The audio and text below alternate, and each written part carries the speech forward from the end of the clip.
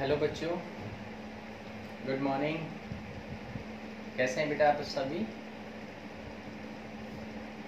उम्मीद करता हूँ सब बच्चे खुश होंगे और बहुत अच्छे से होंगे, स्वस्थ होंगे और अपने घरों पे बढ़िया से अपनी अपनी पढ़ाई कर रहे होंगे, अच्छे से एंजॉय कर रहे होंगे। ठीक है। एंड लास्ट क्लास में हमने from the diary of Anne Frank lesson 4 class 10th का डिस्कस किया था।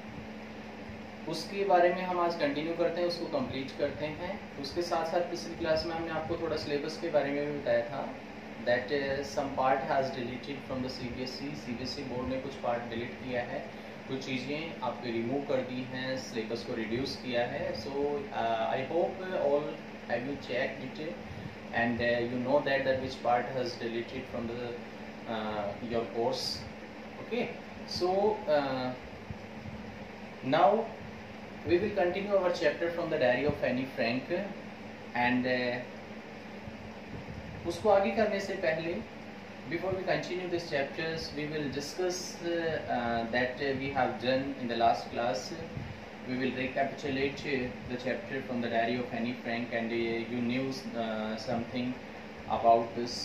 ठीक है ना? It's a novel, it's a diary, you can say that, and there is given a small part of this novel in your book, in your chapter, in your lesson.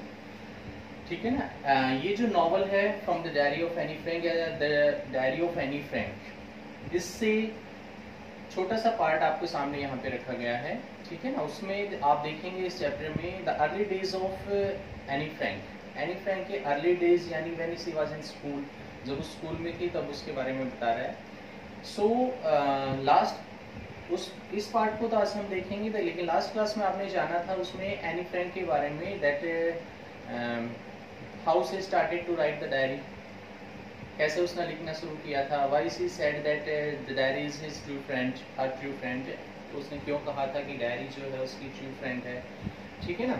तो उसमें हमने जाना था कि Annelies Marie Frank, the full name of Anne Frank is Annelies Marie Frank and his her date of birth is 12 June 1929, Frankfurt Germany. Germany के अंदर Frankfurt जगह थी, उसमें इतने तारीख को उसका जन्म हुआ था। ठीक है ना? उसके फादर, उसकी मदर, उसके sister and she was also in her family, वो उसकी फैमिली में थे। एंड कहता है थोड़ा सा वो अपने बारे में इसमें बताती है और कहती है कि उसमें कि वो सेकेंड वर्ल्ड वॉर का टाइम था। ठीक है ना? द लास्ट डे जब उसमें लिखती है सेकेंड वर्ल्ड वॉर के टाइम में जो नाजीज थे लोग, वो जीवों को परेशान करते थे और उनको वहाँ से भगा रहे थे। एंड ये इनकी जो फैमिली थी वो भी उसी पनिशमेंट का, उसी विक्टिम्स का एक पार्ट था। एंड उनको भी वहाँ से भगा दिया गया था, वो फ्रैंकफर्ट में चले गए थे।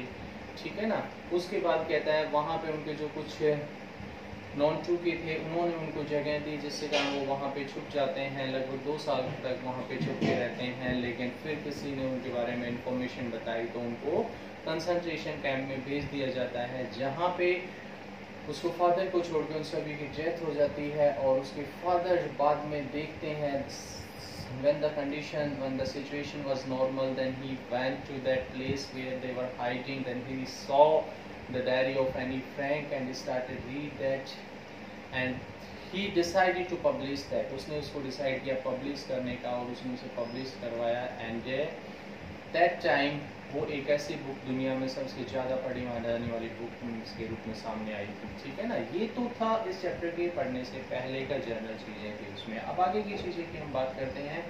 कहते हैं एनी फ्रैंक जो थी इस लेसन में बात कर रही है अपने अर्ली डेज के बारे में। अर्ली डेज के बारे में यानी मतलब अपने बचपन के दिनों के बारे में बात कर रही है। वो बचपन के दिनों में जब वो स्कूल जाती थी। ठीक है ना? उसका जन्म आपको पता है कब हुआ था? 1929 में हुआ था। ठीक है ना?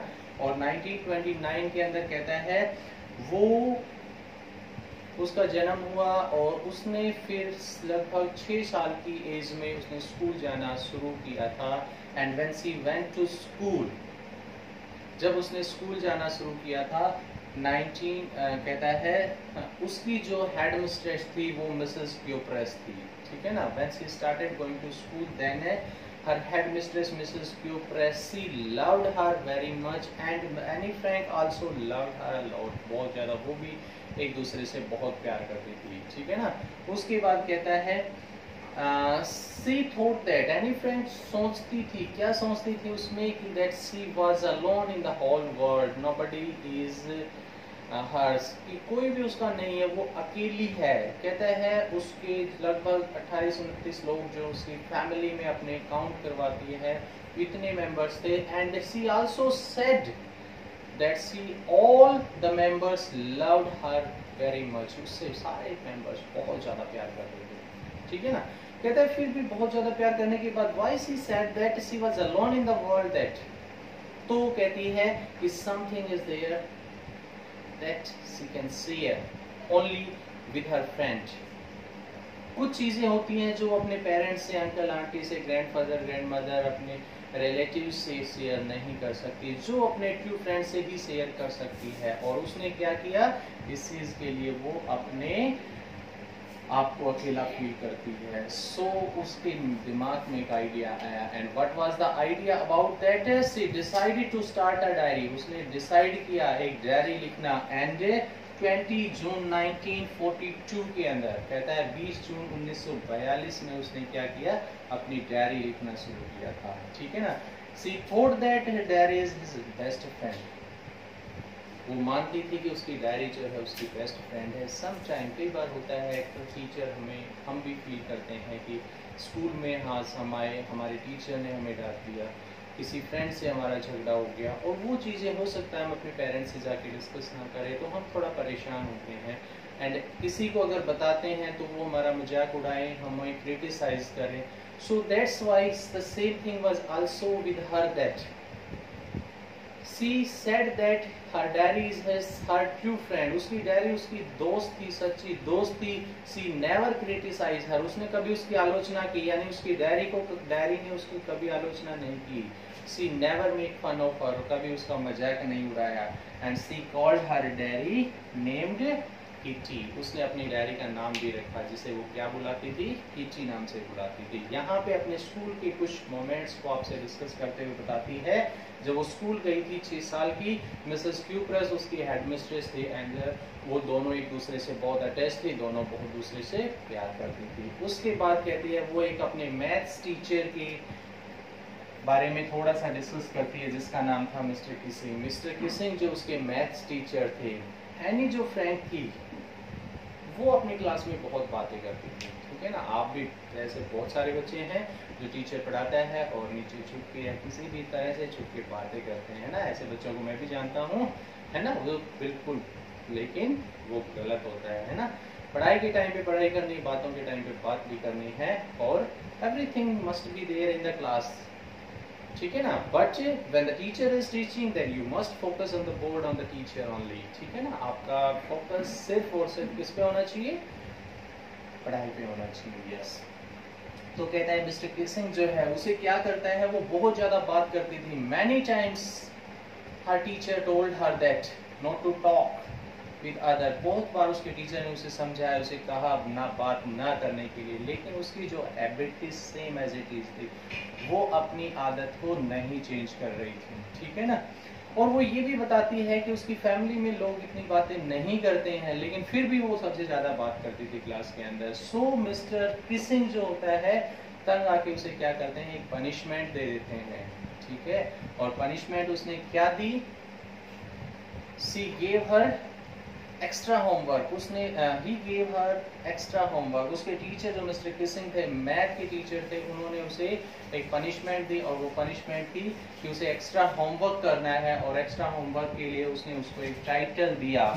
क्या टाइटल दिया, अ चैटर बॉक्स, एक बातूनी जो होती है, बहुत बात करने वाली। कहता है you have to write something on this topic, कि तुम्हें इस टॉपिक के ऊपर कुछ लिखना है, ठीक है।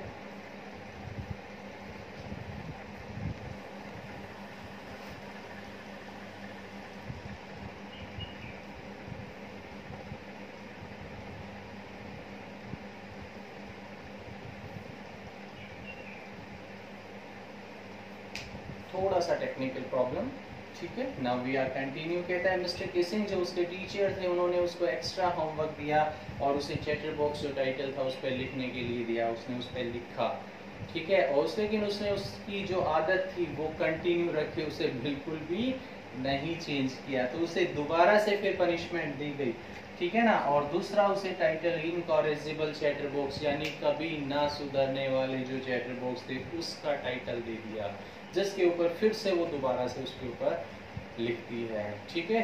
फिर कहता है बच्चे हैं चेंज नहीं करते अपनी आदत, बातें करनी है, टीचर कितनी बार भी कहेगा फिर भी बातें तो होती रहती हैं, ठीक है ना। उसके बाद उसको जो तीसरा टाइटल मिला था, कहता है उसने उसे क्वैक क्वैक क्वैक नाम का जो या, ठीक है ना, जैसे बात कह करते रहते हैं, इस तरह का जो टाइटल उसे दिया गया and you have to write something on that. और उसके बाद कहता है इसने क्या किया, एनी फ्रैंक ने इस टाइटल को, इस टॉपिक को चूज किया और उस पर लिखा थोड़ा सा, और क्या लिखा उस पर, कहता है एक पोएम लिखी अपने दोस्त की हेल्प से, ठीक है ना। दोस्त की help in the sense firstly she discuss about it with her friend and then they both decided that you have to write a poem or like that something on this topic, उस पे कुछ इस तरह का लिखना चाहिए, और उसने उस पे लिखा और इस तरह का लिखा। उसमें क्या लिखा, कहता है वो पोएम थी किसके बारे में, एक फादर डक और मदर डक के बारे में थी, और उसके 3 डकलिंग थे, यानी कहता है एक नर और मादा बतख और उसके 3 बच्चे हैं, उनके बारे में उसने उसके ऊपर लिखा। And what was there in that, कि जो फादर 3 डकलिंग्स थे बहुत ज्यादा क्वैक क्वैक करते थे, इसीलिए फादर डक ने क्या किया, उनको मार दिया, किल कर दिया, फाइट कर दिया, कहता है। And only due to the habit of quacking, सिर्फ और सिर्फ उनकी आदत किसके कारण, बातूनी होने के कारण, बात करने के कारण उनको मार दिया। And it was a satire on mister Keesing, ये सिर्फ और सिर्फ क्या था, मिस्टर कैसिंग पे एक व्यंग्य था, ठीक है। But mister Keesing did not take it in a wrong way, mister Keesing ने उस बच्चे के इस सैटायर को, इस व्यंग को गलत तरीके से नहीं लिया और उसने उसे समझा। And he never give her the punishment any time, उसने उसको कभी पनिशमेंट नहीं दी। And he also allowed to talk in the class, उसने उसे क्लास में बात करने के लिए भी अलाउड कर दिया था। ये बेटा आपका चैप्टर है, ये अर्ली डेज के बारे में इसमें बताया गया है। आपको इससे पहले वाली जो पार्ट है जो उसकी लाइफ के बारे में है और उसके अर्ली डेज और स्कूलिंग लाइफ के बारे में, सारी चीज़ों के बारे में अच्छे से पढ़ना है, समझना है और हर एक क्वेश्चंस को आपको अच्छे से सॉल्व करना है। नेक्स्ट क्लास जो होगी उसमें आपको इससे रिलेटेड जो क्वेश्चंस हैं वो आपको मिलेंगे। Every questions you have to read, right. और कुछ बच्चे हैं कुछ सेक्शन में जिसमें मैंने पहले भी करवा दिया था, उनको क्वेश्चंस भी करवाए हुए थे, वो बच्चे दोबारा फिर नोटबुक में ना करें। उनके डाउट्स आते हैं मेरे से कि सर हम दोबारा करें या नहीं, उनको दोबारा नहीं करने। But in that section, this chapter was not done, so that those students had to complete these question answers in the next class and try to understand the videos of this lesson, this video and the last video from this lesson, and try to understand it completely and make the questions yourself and also write the questions from the PDF that you will get in the next class. Thank you so much for today. Thank you. Have a good day, everyone.